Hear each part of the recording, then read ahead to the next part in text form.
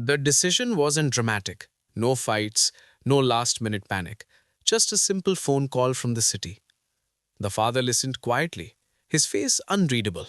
He just said, "Okay," and hung up. By evening, the familiar sight of suitcases reappeared in the living room. The mother began folding clothes, the very same ones she had just put away a few days before. But this time, her movements were different, slower, heavier.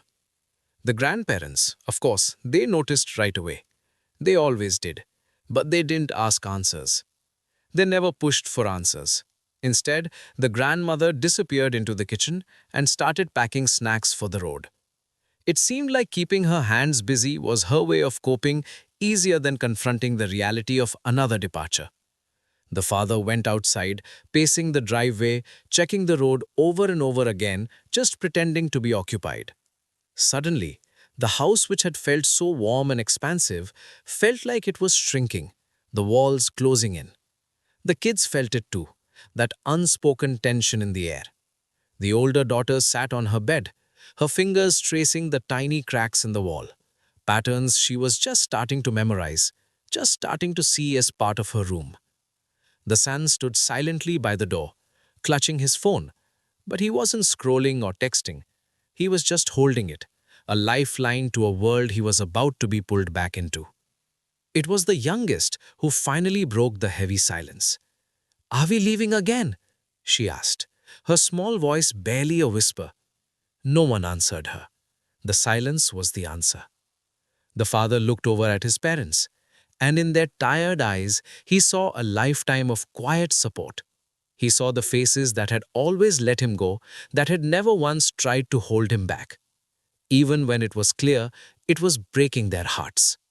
And in that moment, a profound shift happened inside him. Leaving no longer felt like a duty, like a responsibility he had to fulfill. It felt like he was running away. From what? From this feeling of belonging, from the comfort of being known, from the quiet peace of home. That night, sleep was impossible. The father stepped outside into the cool air, listening to the familiar night sounds, the steady chirping of crickets, the faint murmur of distant voices, the rustle of leaves in the breeze. It was a world that asked nothing of him, that simply existed and let him exist within it.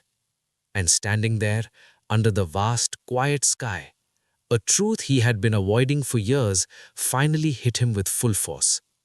You never truly understand the value of a place, the depth of its roots within you, until it starts to feel like home all over again.